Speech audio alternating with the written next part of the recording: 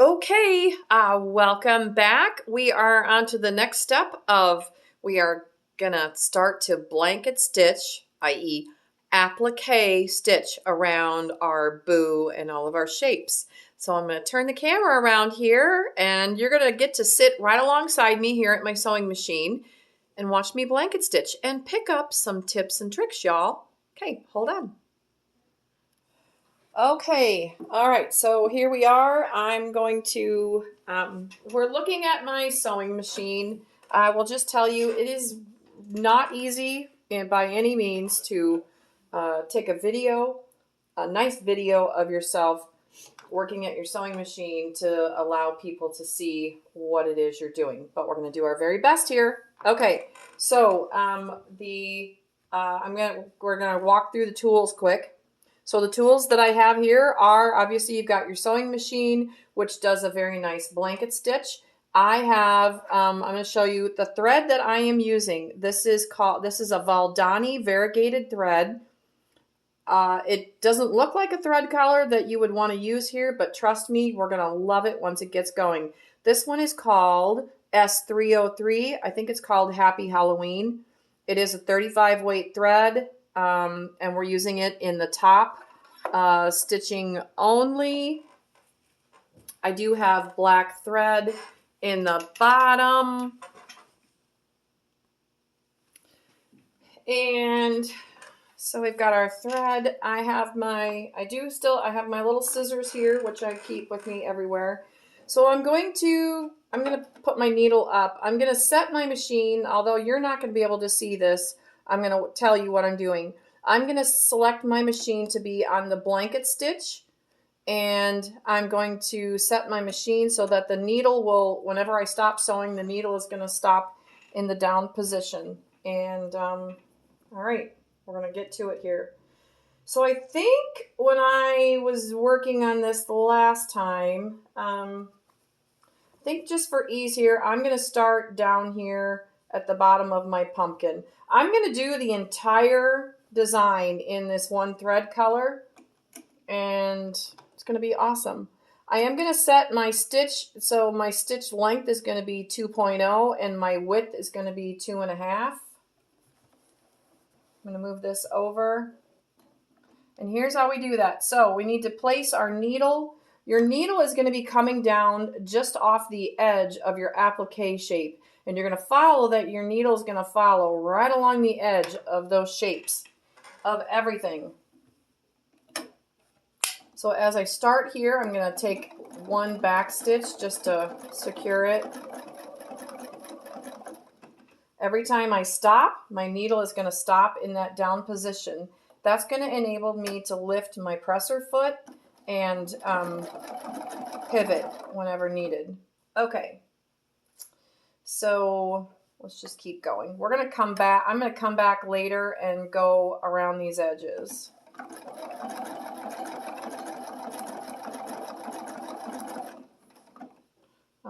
Maybe not. Maybe I'll do it right now. I think for right now, I'm going to go right along this edge. I'm going to show you a little trick that I know. Okay. So here I'm going to show you trick or tip number 1. So the center of that pumpkin is the same color, same fabric as that background fabric, as the main pumpkin.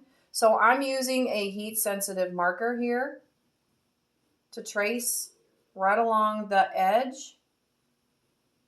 Follow the edge of that center. Anytime I have a fabric that is overlapping an underlying fabric that I can't distinguish between the two of them when I'm sewing, I will follow along the edge there with a heat sensitive, that's a friction pen, erasable, and then I will be able to, we're just going to continue here, then I will be able to follow right along on that. So now I can follow right along on that nice dark line rather than guessing where the edge of my orange pumpkin is.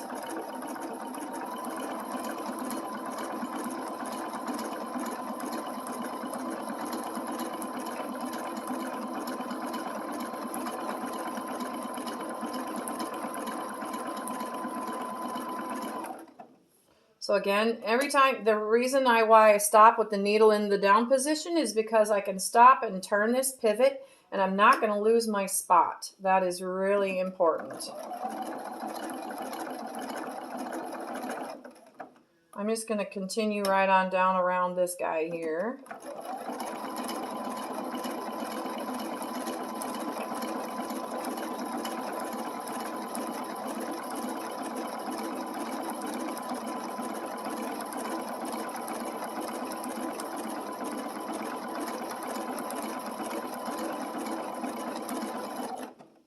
All right, there we are. We came to the end of that piece.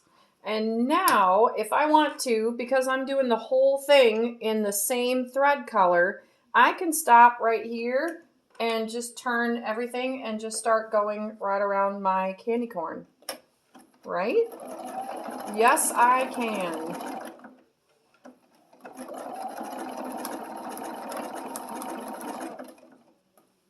So you're always going to want to stop and pivot when your needle is on the forward. When your needle is on the right, in this case. So you do not want to stop when your needle is in the left side in the crossover position. That would make for a very, very, very, very ugly stitch. Okay, now right here, I do have, we're going to continue. So what I'm going to do is I'm going to go around this entire candy corn without stopping and cutting my thread. And I'm going to show you how I'm doing that. See how cute this variegated thread is? It's got purples, yellows, kind of almost pinks in it. It looks so pretty. I'm also going to do something else. Now right here I've got this little edge of my pumpkin that got missed on the when I started going around it initially. So I'm gonna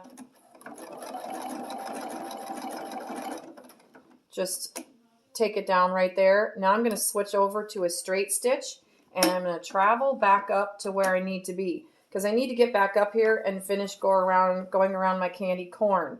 But I don't need to cut my threads. So I'm just gonna straight stitch and go right over the top of where I was of my blanket stitching along the edge, and then I'm flipping my machine back to, let me move this over here, right back over to the blanket stitch, and I'm going to continue. So I will flip back, I call this traveling.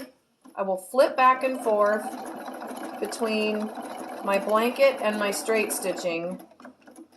Okay, so here's another spot. So that I don't have to cut threads, stop, cut threads, and move to another spot. I do that by sewing over the top in a straight stitch over the top of the edge of my blanket stitch, it's not going to take away from the blanket stitch itself. So here's another spot. I need to go along the candy corn here, along the top edge and along the bottom edge. So rather than cut my threads and move the whole project, I'm just going to flip over to the straight stitch. Follow along there till I get to where I need to be. Set my machine back to blanket stitch. See here? So this is called traveling. That is tip number 2, you guys. Now I got to the end of that spot. I'm switching my machine back to straight stitch. I'm going to follow right along the edge there. I'm going to get in position. I'm going to flip my machine back to blanket stitch. I'm going to reposition my project if I need to so that my needle starts in the correct position.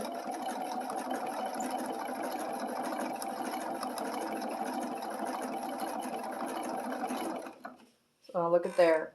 Isn't that gorgeous?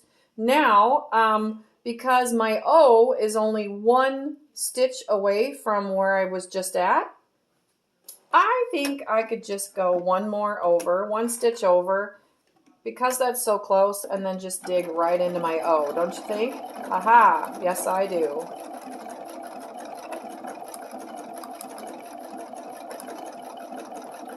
So now I'm just going around the O. And notice how I'm only turning the project when I'm only making those turns subtly, and when I'm on the straight, when I'm on the moving forward portion of my blanket stitch. Here I need to stop and pivot. When I'm doing little curves, I like to have my blanket stitch go into the shape itself rather than alongside of it, which when you're doing like a curve or a corner, that would make sense to you.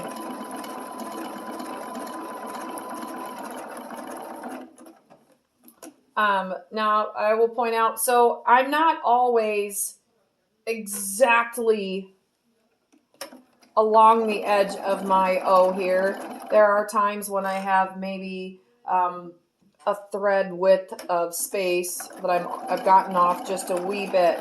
I don't worry about that. Like right there, I was just off just ever so little. I don't worry about that because this is not rocket science. I'm not I'm not looking to win any like applique sewing awards or anything here, so I just let it go. Besides, you can't even tell, can you? I was off by one thread width there. Okay, so now I am coming down to, I'm really down to the end here. I can't go any further and sneak over onto any other piece, so I am going to use the stop function on my machine to tie off the stitch. Okay, so now I am going to move. Being so I'm here at the O, I'm going to just hop over here on the O somewhere and finish the O. I think I'll start right there at the point. Let me set that down so you can see what I'm doing. So there I've just started right on that inside point. I'm just going to take off and go. I do find that when I'm doing an inside curve, I do have to do more stopping and turning, repositioning. It's just the nature of the inside curve.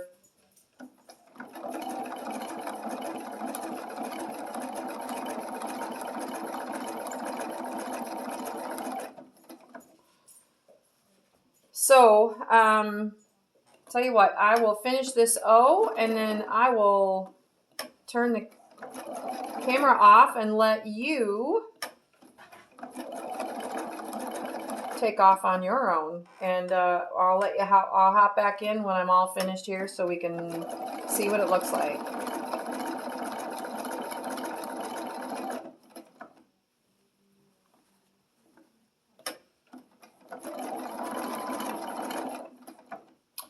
In case your question comes up, what thread am I using in my bobbin? I am not using the 35 weight thread in my bobbin. Number one, I don't need to. That 35 weight is a heavier thread than your standard sewing thread. Your standard sewing thread can be anywhere from like a 50 to an 80 weight. The higher the number, the thinner the thread, the diameter of the thread, that is. So 35 weight is a heavier, a thicker thread. I think it just looks marvelous. Gives a really nice look to all my projects. Gives them a little bit more of a hand sewn look. You see I'm doing much more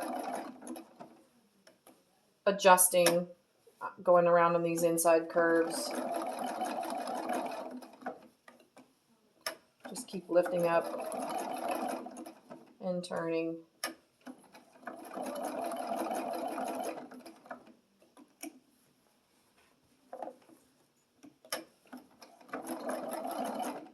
And just take your time.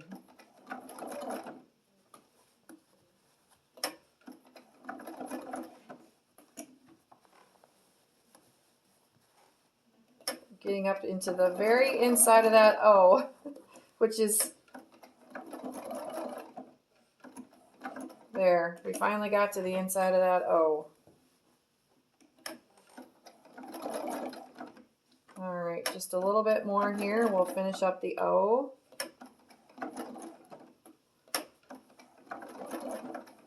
You know, sometimes you're just taking one stitch. Other times you might be taking a couple of stitches. Just depends. You just keep following the edge of that fabric. Your needle should be coming down right off the very edge of, my needle is coming down just off the very edge of the black of my O.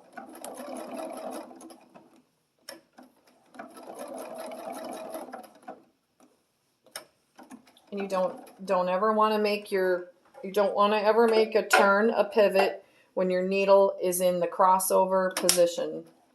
If you do that, you'll have what will look like a little V stitch.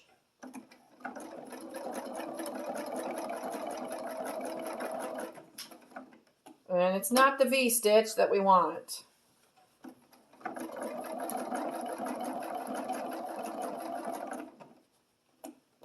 I'm also being real careful not to push my project through the machine. I don't want the machine to go any faster or slower than it's meant to go. Okay, so that's going to conclude our O. All right, I'm going to take this off then so you can see what we've done so far is that. Isn't that beautiful?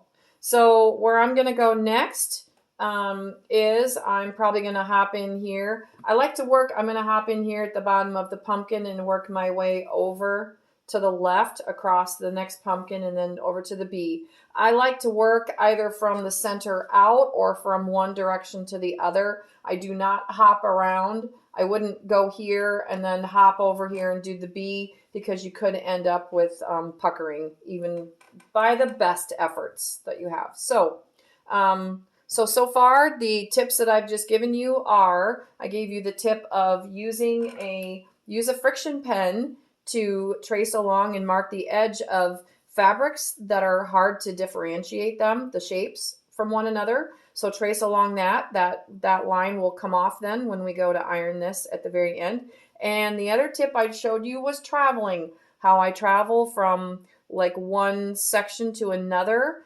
by switching over from the blanket stitch over to a straight stitch and following. See here, I followed right along the edge of that and you can't even see that I did so. So those are the two tips that I have for you right now, and those are pretty darn good tips. So you get going on your boo, and I will check back in with you here as I'm wrapping up.